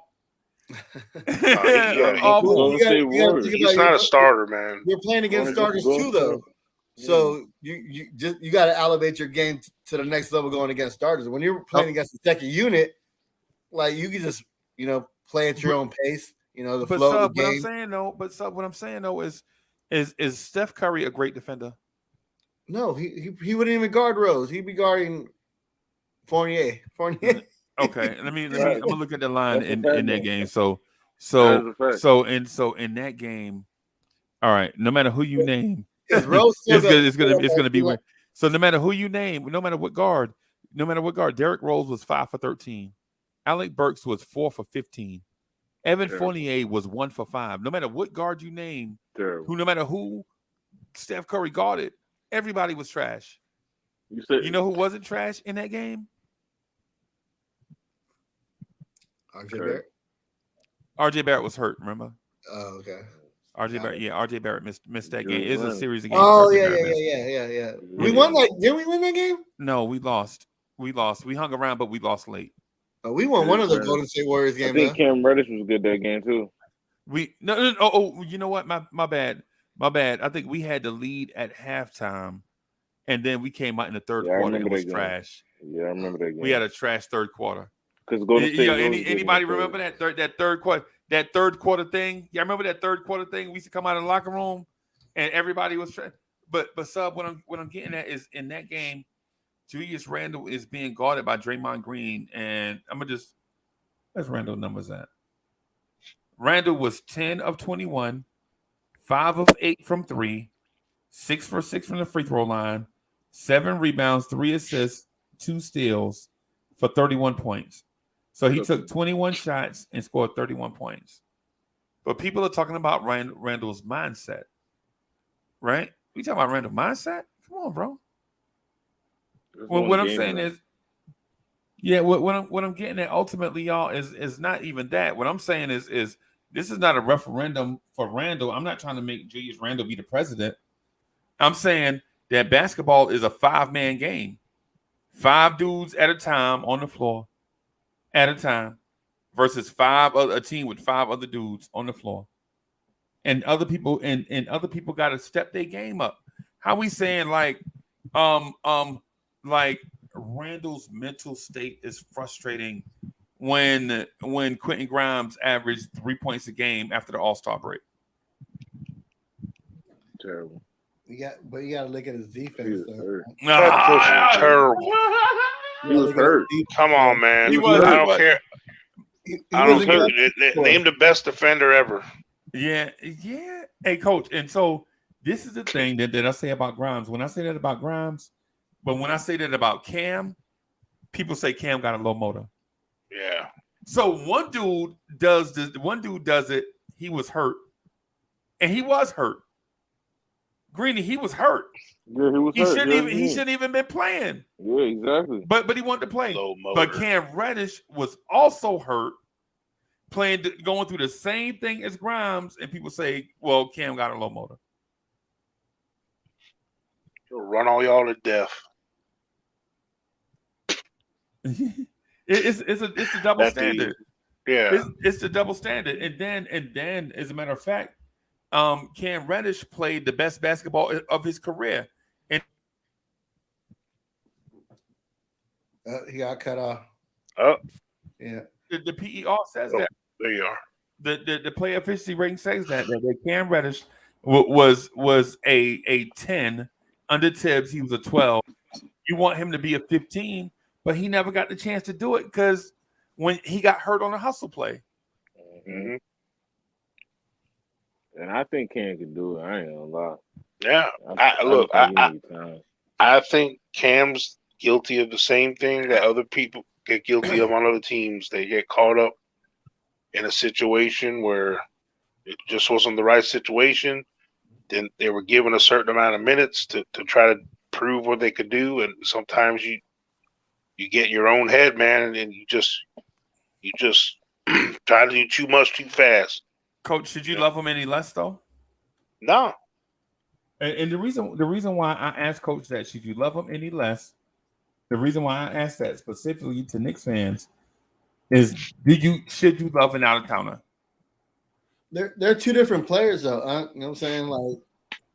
Like Cam has that smooth game to his offense and stuff like that. So he does play at his own pace. He doesn't have that third gear offensively and defense where Quentin Grimes, like, he's fighting through screens, he's going under screens, he's dying for the loose rock. He plays defense in their chest where Cam kind of uses his athleticism, gives the guy space, knowing that he can recover with his athleticism and block the shot. So it's two different play styles. So one person might call it a high motor and another person might call it a low motor on that. But it's just knowing your skill set. You know what I mean? I just Cam don't. is a laid back person. Yeah. Yeah, but the thing is also, and so is RJ. He's got a very flat effect. It's like even if you watch Cam walk, he just walk like a lazy like that's just his. He's just chill, yeah. Like, you know what I mean? There's a lot of Duke guys like that. You know, I'm just saying, like Coach K, kind of, he don't play. Like Coach K don't play. You ever see that dude? That dude's intense, man. That dude, he don't play. And the thing is, I don't think people give enough credit to this. Like, not enough people talk about this. And I don't care about, they didn't win in college. That mess don't matter. There's something to be said about when you were teammates and boys in college. Like that time on the court is a fraction of the time them dudes spent together. Mm-hmm. You know what I'm saying? I mean, I wasn't behind the seat. I wouldn't they were behind the scenes. I don't know how much they hung out or how close they are. But just with a basketball team where there's only 12 to 15 guys, well, you get close. You know what I'm saying? Like it's them do like it'd be hard to believe that RJ doesn't want Cam to eat and to get a chance, because that's someone he could trust, because he's played with him. He's been in the foxhole with him, and a lot of people don't give those kind of relationships enough credit. You know, when it comes to athletes, like it's guys you feel comfortable with. You know, the whole banana boat crew. You know, like that whole right. You know, LeBron, you know, all them guys. Like it's just it may not make sense to some of you on paper or whatever, but some guys just have that. It's just guys you trust. You know, like look at the guys like Tom Brady trust, like that, as far as like when he was on the Patriots. Some of them receivers couldn't make. They tried going to other teams and they didn't do nothing. Nothing. But they just had that. They had that certain relationship and bond with Tom Brady, and they, you know. So maybe Cam has that kind of relationship with RJ. I don't know. You know. Yeah, but it comes down to Cam. It comes down to Cam though. Comes down to Cam though, because like who's in front of Cam? Fournier, Grimes. Are you trying to say you can't beat out either one of those cats? Yeah, this is a make or break year. I think if you look at the numbers, especially the ones that Freezy pointed out the other day, as a Knick, but besides him being a little banged up and then getting hurt, you know, unfortunately when he got here, he was on his way to doing enough to show he should play in front of them. Right. I mean, the deal they made for him showed that they should be looking to play him, you know? And he's 6'8". He's the only small forward that we have. You put him at not now. We have. Well, we have I mean, we got Quentin Rose and Quentin Rose and Ferret Hunt. Yeah. But you know what I mean. Like, are you going to start either one of those two guys? No. Okay, then. So like, no, I would start Cam next to RJ, since you said they're, you know, Dookie brothers and they have that relationship. Now we have 6'7" shooting guard and a 6'8" small forward to cover our 6 foot point guard. And to me, we don't even have to call them 2s and 3s, whatever. They're just two. Yeah, they're two wing athletes, whatever. They just it's like Coach. You remember when you split up into position groups? You remember all the backs went into one place, right? Backs, it didn't matter. It didn't matter. Fullbacks, running back. Like for instance, like they were up backs, fullbacks, tailbacks, wing backs, quarterbacks. It don't matter. All these things. Quarterbacks go in a different room, but y'all see my point. The point is, when it came time for backs to go into a meeting room, all the backs of different shapes and sizes went into one place to get the game plan, right? And then D line. We all know that a pass rushing defensive end and a 3 technique are not the same, but when it comes to the meeting room, they are all D linemen, right? We all know that all the linebackers are not the same. You know what I'm saying? We know your certain linebackers are built to cover in certain packages, and certain are meant to rush the passer in other packages. When they come time, but when you talk about them as a group. But Sub, this is the thing that I want to mention to you, right? I got something that I want to show you. I want to show you up on the screen. I'm gonna blow this up and I'm gonna show it to you, right? And this is the thing that I'm trying to get Knicks fans out of, right? I'm trying to get Knicks fans out of this thing. I just want to put it on the screen, just real quick. I promise you, it ain't gonna take forever. My bad, y'all. I got the munchies. Really? I eat a little something. You're only human. You know what I'm saying? You gotta eat. I got the munchies too. I gotta keep my figure. Hey, can y'all see that? Bobby Portis, Cat, Jordan Poole, Pascal Siakam, Kyle Lowry. Y'all see that number next to games played, right? That's defensive rating. Yeah, okay. That's where you see Kyle Lowry. Kyle Lowry is 110.1. Mm-hmm. right? Y'all see that, right? Right. 110.1. That's a good defensive rating, right? You see pretty good team defenders. Look who's on this list above Mikal Bridges and Bobby Portis. Hello. Juju. Julius Randle, Clint Capella, right? Look at these names up here, right? Hold on. I saw Stephen Curry up there. That list don't mean nothing now that I seen Stephen Curry up there. Well, did it mean something when I pointed out earlier that Derrick Rose, Team defense, Derrick Rose and Alec Burks and Evan Fournier got shut down by Steph Curry? We just talked about that just briefly. They had an off game. What are you talking about? They did. Everybody has an off game. You're right. But what I want to point to y'all out is this number. Y'all see this number right here, right? Y'all see this number right here. Kyle Lowry's defensive rating is 110.1. Pascal Siakam is 110, right? No, but I get what you're saying though, because like I mentioned before, Stephen Curry's guarding, the worst offensive player, the guy that doesn't move around, the guy just standing there like ready to shoot threes. So of course his defensive rating is going to be high up there. It's not like he's guarding the best point guard or the best player. No, he's guarding the third or maybe fourth option. So yeah, I want to show y'all. I just want to show you something so we can start with the Quentin Grimes thing, right? Look at Cam Reddish defensive rating as a Knick. You see it? Can y'all see it? What is it? He's clinking. Oh no, I'm looking at offensive rating. We're not gonna stop the Quentin Grimes defensive thing because Quentin Grimes gives 110%. That's Cam Reddish right there. That's Cam Reddish. Oh, I see Cam Reddish in 15 games and 14.4 minutes played has the same defensive rating as Pascal Siakam.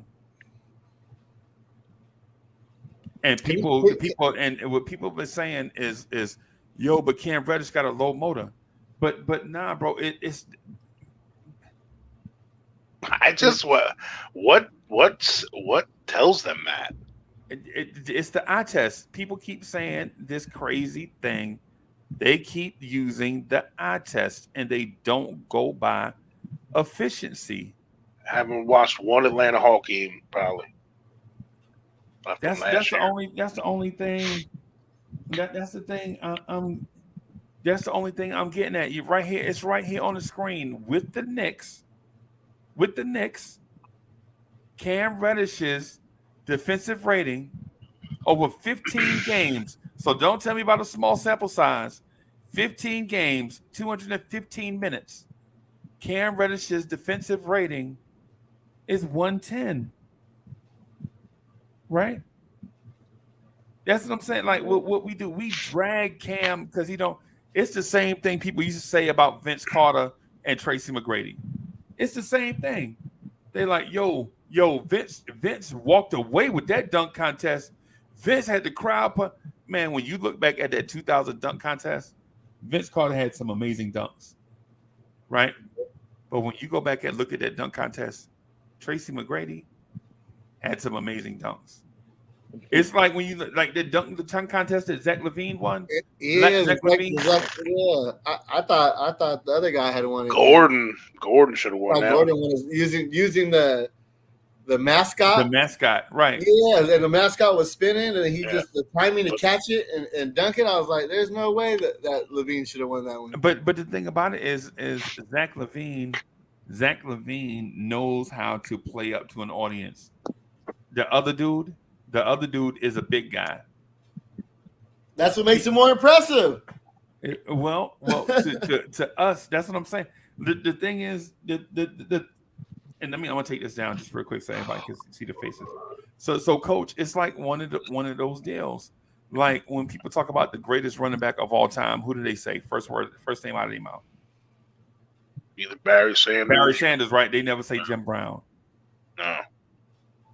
Yeah, because Barry Sanders is flashy.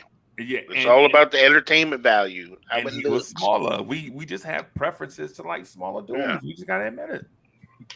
That's why everyone look. Besides Michael Jordan, who's probably the second most famous dunk contest dunker as far as the lore, Spud Webb, right? Yeah, and it wasn't. His dunks were kind of Yeah. You know? But the fact that he was 5'7", it was like, dang, you know. That's our preference. You know. And then with Nate Robinson, you know, same thing with him. All those years, Nate robbed Dwight Howard in the dunk contest. Nate, it took Nate 54 times to do a dunk, and my man did it. And Dwight Howard did a dunk one time with a cape on. Yeah, and it wasn't even a dunk. He threw. All of a sudden, Dwight Howard's like, because he was really high above the rim, that throw the ball into the rim thing, they started counting that as dunks. It wasn't even a dunk. He threw it down. Right. Like they thought. But Coach, what I'm getting at is people look at the dude. They're looking at how he's doing it and not what he's doing. Right. You see it right there. I just showed you the top 30 dudes in defensive rating. Cam Reddish with the Knicks is right up there with that group. And the first thing they'll say is, well, he's got a low motor.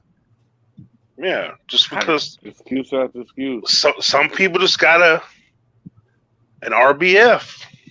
Yeah. All right, well, let's just say he plays at his own pace. They got that resting beer face. You know what I'm saying? Like some people just ain't got that animation to them. You know what I'm saying? It don't mean they're like. Look at Tim Duncan. I mean, guys like that. I mean, you know, I'm not gonna put them in that cloth, but you know what I'm saying? Like, there's a lot of guys that just aren't flashy. Right. Right. Like, yeah. And there's nothing wrong with that. Not to me. But I want dogs. I don't want them cats. Meow meow. Yeah. Remember that coach? You ever see that coach? That's the best. That college coach that says that. Yeah. Ooh, they got their bands and they got this and they got that and they were prancing around. Meow meow. Meow meow. Meow meow. I want a dog. Be a dog. Hey, Coach, and let me throw this out there to you for Cam Reddish just real quick before we move on. Sub, I'm sorry, man. Yeah. We ain't never gonna get through this list though. This is I know. a two part. Yeah, 15 people is a lot though. Yeah. We might get we're on 4 right now. We on 4. Right we got time. Yeah, we got to get the rotation. Yeah, we got to talk about yeah, my bad. No, it's fine. What were you looking to elaborate on some more? Cam Reddish's 2-point of his shooting percentage with the Knicks under Tibbs. Right? Under Tibbs, Cam Reddish shot 55.9% from the 2. Historically, with the Atlanta Hawks, he shot 43.3. And so, the reason why I'm pointing out all this stuff is that in that little bit of time that Tibbs had to, you know what I'm saying, to help Cam, because remember he missed a lot of times due to injury, right? He came here hurt. He played a little bit, 15 games, and then he got hurt again, right? What I'm getting at is based on what Sub is saying. Julius Randle, RJ Barrett, Jalen Brunson doing a thing. Cam Reddish doing his thing is a certainty. Mm-hmm. I'm guaranteeing this dude is going to be a breakout star. I think it's going to be him and Quickly. Him and Quickly are going to help carry this team. And I'm saying it here right now. I think this team has the potential to win 50 games. 50 plus if Derrick Rose stays healthy.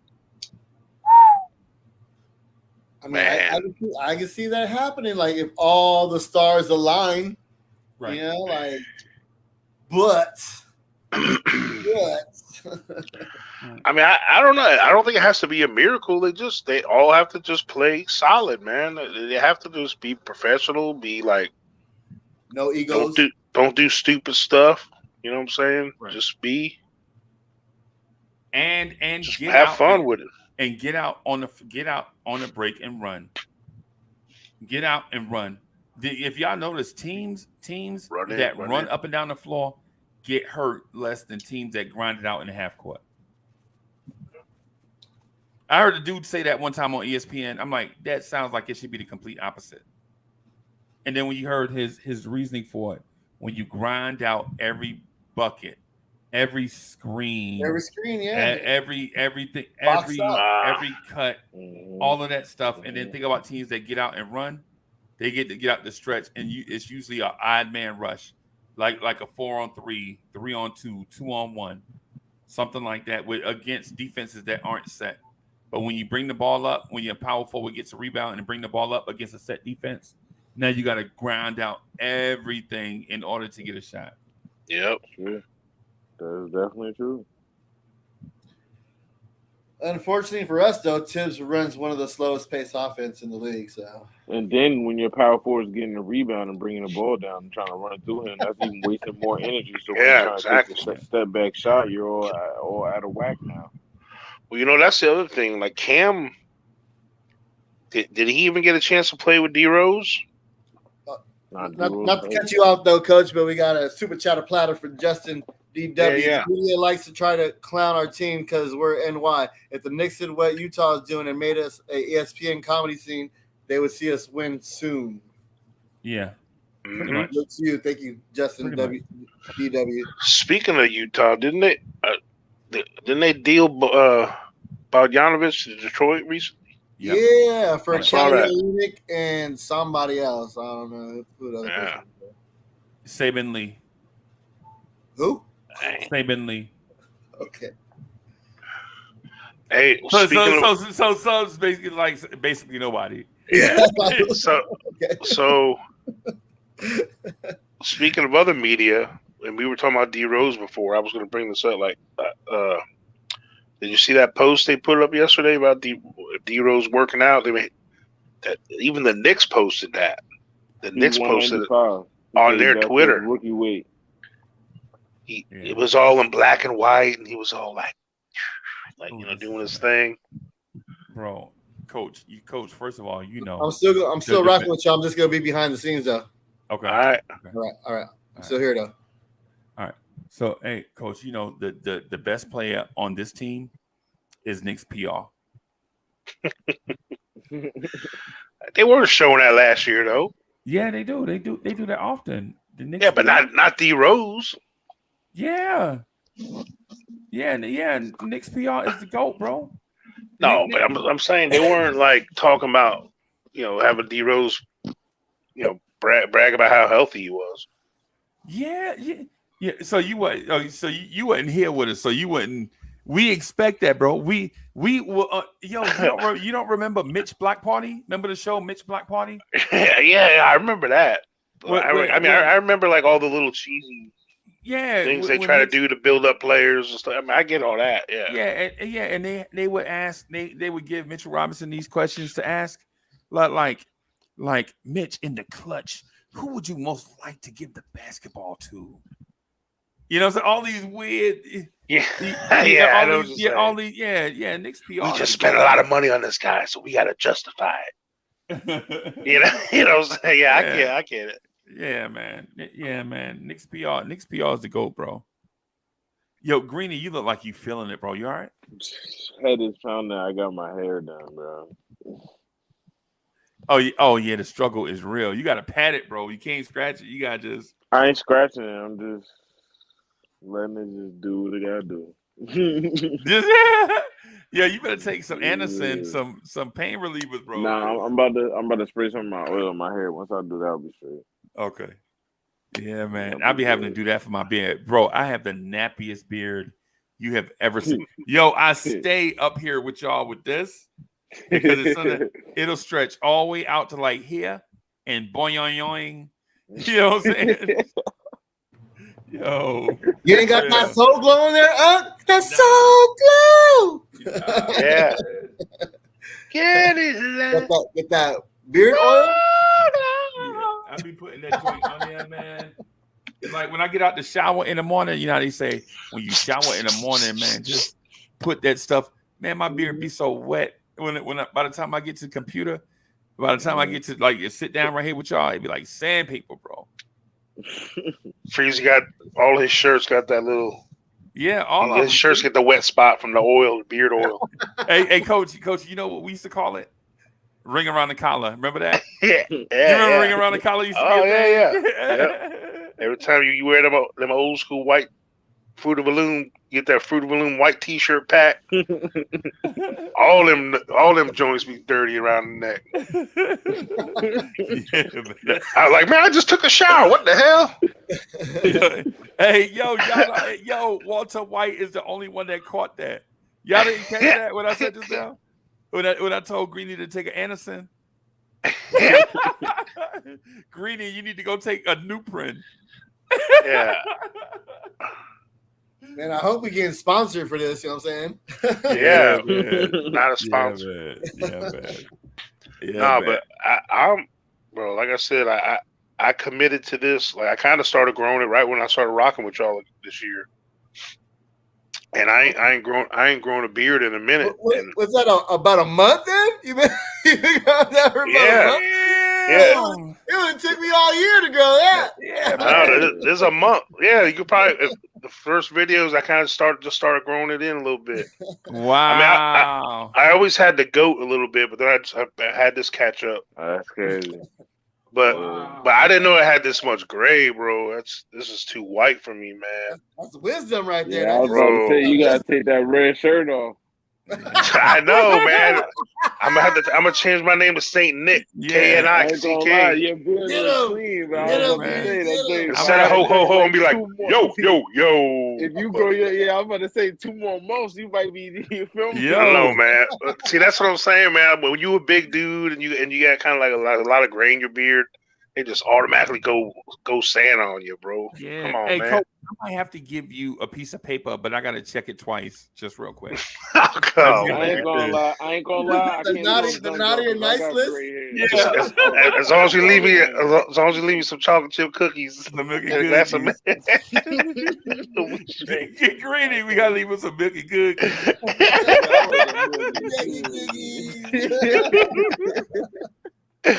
No, wow, that's crazy. Yeah, man. Shout out to the Blorange Tears Network. We can never stay on topic. Never stay on Bro, topic. I don't know. I can't tell all over the place. Coach, all because over I the was place. born with gray hair, so I'm you feel me? When I was born with gray hair, so I'm gonna get there. So don't even worry about it. yeah, I got man. them all over. Hey. Come on my arm, chest, all that. So My beard hair maybe 47, but other parts of me are still 21. I'll tell you that.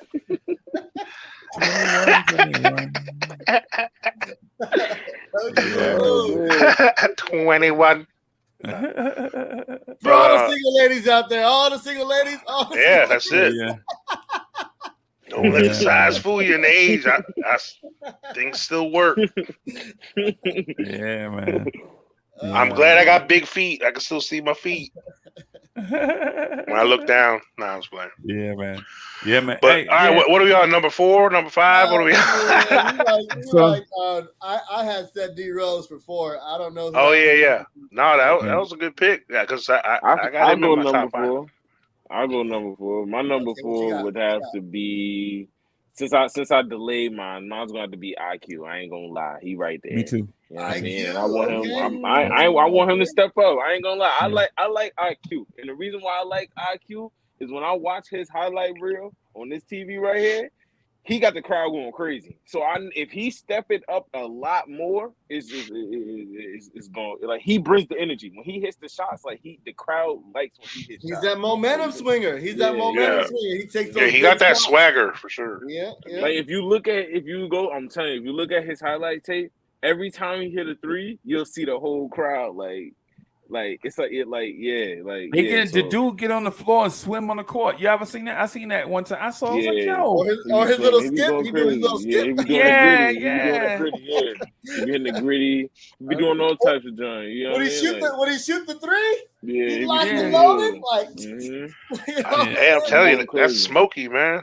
Yeah, man. We got Randall's Debo. Everybody know IQ my favorite player. Who's our Craig? RJ's Craig. Yeah. And IQ is Smokey. You talk Craig and Dodo? Craig and Dodo. Who gonna be Diddy then? Who gonna be Diddy? And D Rose is Craig's daddy. My man, somebody gotta be Don't Diddy. go in there for about 35, 45 minutes. My man say, Craig and Dodo, just blow the I whistle. know who that is. Oh, yeah. That is Obi Toppin. Yeah. Oh, man, that's wrong, bro. Yeah, man. Nah, but based on what And Fournier is Felicia. Bye, Felicia. Bye, Felicia. Hey, but listen. So what do you do with Fournier? What do you do with Fournier? He's just in the way, man. Fournier is in the way. I just think, man. All right, so Uncle he's just a victim of circumstance, man. That's all he is. Nothing he's doing wrong. Go look up Evan Fournier's defensive rating for his time in the Knicks. I did, bro. What is it compared to Cam Reddish? It's higher. It's 112.9. Cam Reddish is 110. So and then RJ Barrett's is 112.9, but RJ Barrett spends 95% of his time defending on the other team's number one option. Yeah. So even though their numbers are the same, the impact is not the same.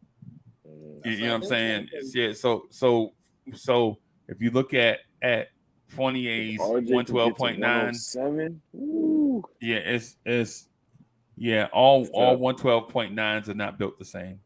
Imagine if he had help, though. If RJ can get to 107, that would be clean. Yeah. I mean, at this point, if we could just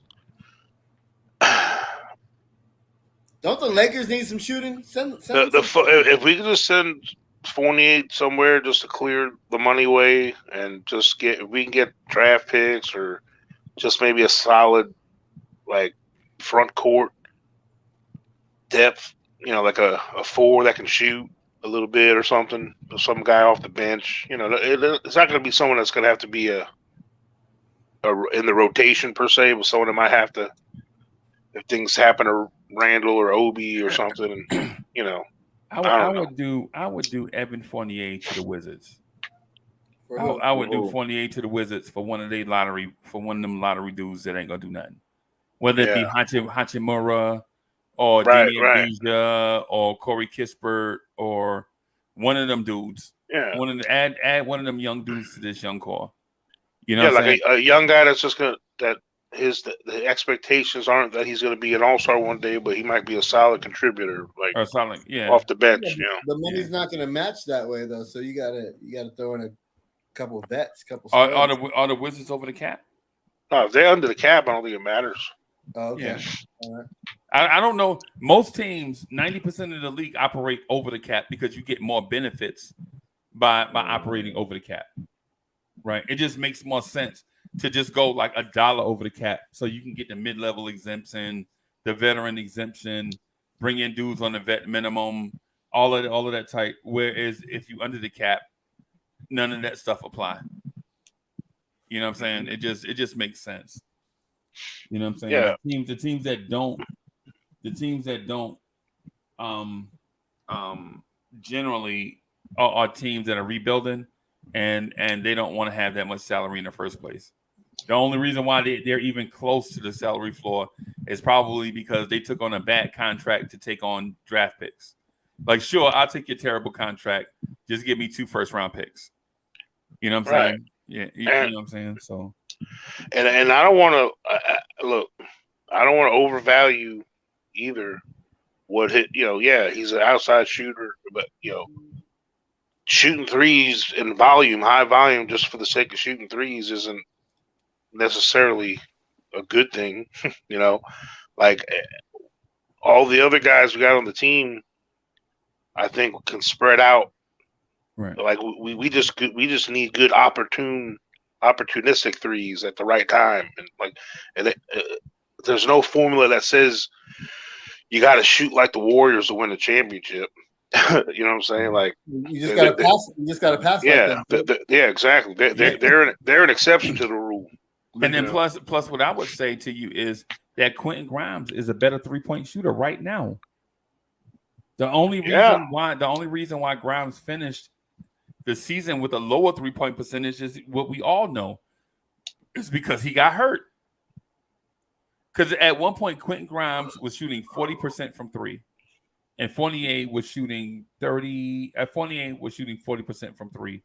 Also, but as the season went on, Fournier's number got lower and lower and lower and lower and lower. And then to say that Fournier broke the Knicks 3-point record, man, he shot 619 of them. Yeah. He legit shot 619 3-pointers. Me, yeah, that's a good, yeah. 619. It's crazy. Yeah, I mean, what if Grimes shot 500 of them? Yeah, never know. That means Grimes made 200 threes. Mm-hmm. And based on his trending before he got hurt, if Grimes shot threes? if Grimes shot 600 threes, Grimes would make 200 and what's the number, Coach? What's 25%? What's 40% of 600? It would be 10%. 225. 225. 10% would be 20, 60. He carried the one 240. 240. Yeah. That breaks the. Oh, it doesn't break the record, but it's close because the record was 243, right? Yeah. With less attempts. Now look at that. Now if he would have been a rookie coming in saying that, we would have said we got Michael Jordan. Yeah. well, here's the thing that like, how many we just assume Golden State is the standard for three-point. Who led the league in 3-point percentage last year? What team? I'm curious of that. It's a good question. I'm not sure. Because I don't think it's just jacking them up. Yeah, because they shoot a lot. They shoot at a high clip. So because until the Golden State Warriors, what 3-point shoot team has ever won? Usually, they say jump shooting teams don't win. Yeah, you live and die by the three. But normally it's die. Yeah, but the thing about it though is I'm not gonna say that Grimes couldn't or Fournier, what Fournier accomplished wasn't something, because it was. But at the same time, I think we're overstating what he did some. You know what I mean? Yeah, I mean, look, here's a guy that I know little about because I drafted him in our little thing. Buddy Hield has 4 of the top 12 most made threes of all time in the season. Seasons, yeah. Yeah. Buddy Hield has that 4 out of the top 12. You notice, and then Coach, you know what you notice? When he went down in pace, because I think pace is the key. You notice when he went from Sacramento, who was a blazing fast up and down pace, to Indiana, you notice those numbers went in the toilet, right? Yeah. I was looking at that the other day. I was like, what about Buddy Hield? And then I looked at his numbers in Toronto and Indiana, and I was like, oh, okay. So you went from blazing fast to slowing it all the way down. Yeah, and just think about that. Evan Fournier put up that many shots at our slow pace. 619. Well, just think about this, though. You put him with the second unit and their fast pace, he jacks up more threes and hits it at a higher percentage. Yeah, right. I think that's the reason why you gotta play Cam. My only thing though is, like I said before, and I think I might be changing, is I don't see where Cam and Randle can play together. You know what I'm saying? Because one is a point for, like, teams don't have 2-point forwards on the floor at the same time. Is basically what I'm getting at. Like you don't ever remember that. Like one dude has to change his game into being a slasher or a spot up 3-point shooter, but you never saw a Tracy McGrady and Grant Hill on the floor at the same time, or Scottie Pippen. But a lot of people didn't want DeRozan either because they felt that he wouldn't fit the team. You can't knock it till you try it, though. Yeah. So you got to see how that works out first before. I mean, toss it out the window. Didn't Barkley play with Slasher? Huh? So say that one more time, Coach. Didn't Charles Barkley play? Did he play with any slashers? Yeah. types. You know what I'm saying? Yeah. I think Julius Randle's game was very similar to Barkley's to me. But you didn't have two Barkleys on the floor at the same time, is what I'm saying. Right. Well, I don't think. I think Julius, because of he's not going to be able to be keyed on it as much. His outside shooting is going to actually. I know a lot of people don't want to see him doing that, but I think he's going to have better looks. Okay. And he's going to shoot at a lot higher clip. Like he won't shoot as many, but I see Randle popping top of the key and corner three, like from the So the wing threes.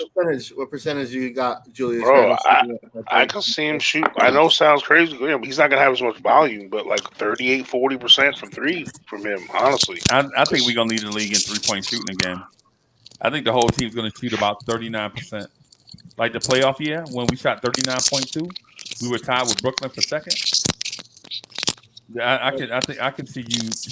I can see us being. We got some background noise. Oh, that. I think was Greeny. It was Greeny getting his earbud. Oh, I thought they thought he was. Yeah. Yeah, I must have left my AirPods in my car downstairs.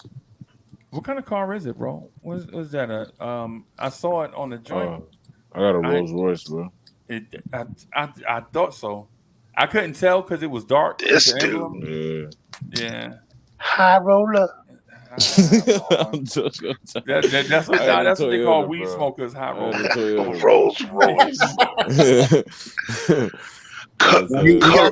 He got that Rolls Royce to make me not even want to. He'll make me not even want to show my baby right there. He's got a Rolls Royce. That thing is beautiful, bro. Yeah, that joint fire. That joint is beautiful. Hey man, you work hard, bro, for that. Good for you. Yeah, man. Thank you. That joint is fire. Fire, bro. That's my weekend whip. You know what I mean? Yeah, man. Yeah, man. That's OD fire. Yeah, man. Yeah. Right, hey, let's do one more, and then I gotta get up out of here though. Yeah, me too. I gotta get out of here, man. I gotta. You do one more. At least you gotta get the starting five. At least not starting five, the top five. I got your number. Hold on. I wanna say coach's numbers. Coach, I got your numbers. So the Timberwolves was the team that sank the most threes, right? And by the way, I'm gonna give you the percentage. By the way, the Knicks is inside the top 10 for sank the most threes last season. Just by the way. Wow. And the number one team in field goal percentage last year for 3-pointers is the Phoenix Suns. Yeah. Yep, I can see that. And the Knicks are nowhere to be found in the top 10. They just on the bottom of the list. What was Golden State's percentage? Golden State they were shooting 46%. They looked like they were 10th. 1, 2, 3, 4, 5, 6. From 3? 8, 9, 10. Yeah, they were 10th best team. 10th best team from 3. Yeah. Wow. Yeah, Suns first, Nuggets second, Bulls third, Nets fourth, Wizards fifth. That's the top 5. You know what I'm curious of too?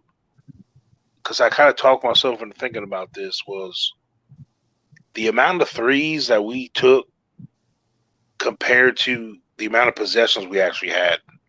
Like I'm curious to that because I bet you our 3-pointer shots compared to possessions has got to be in the top 5.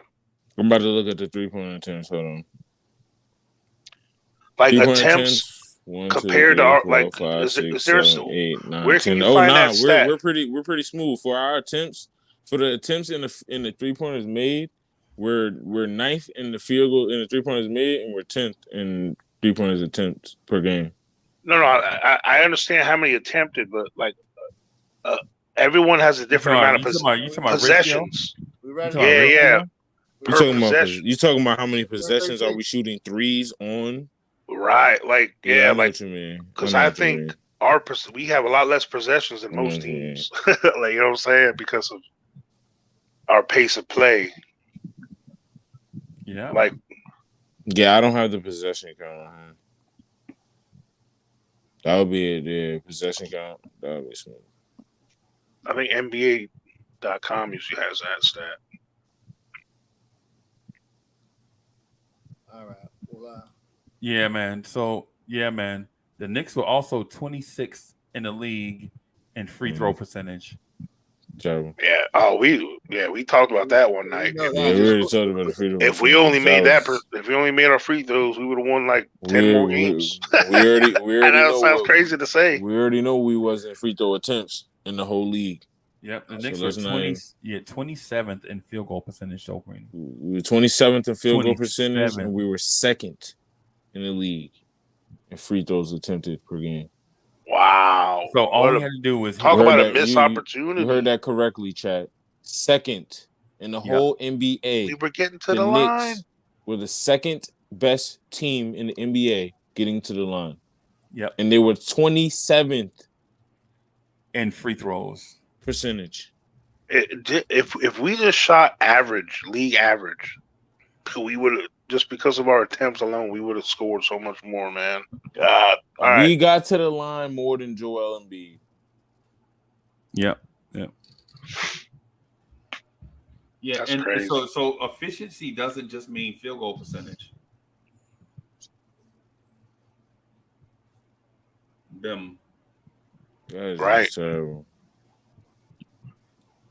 All right. So Terrible. my hot take for number 5 for me, well, Randall's my number 4, by the way. Or, Okay. no, wait. From earlier, I was the last one because I got skipped, but it's fine. Is Isaiah Hartenstein. That's Okay. good. That's my I boy. think he's our wild card, the one that everybody's laughs and thinks we're trolling and this and that. The other thing, we've had many extensive nights going over his analytics and going over this, going over that.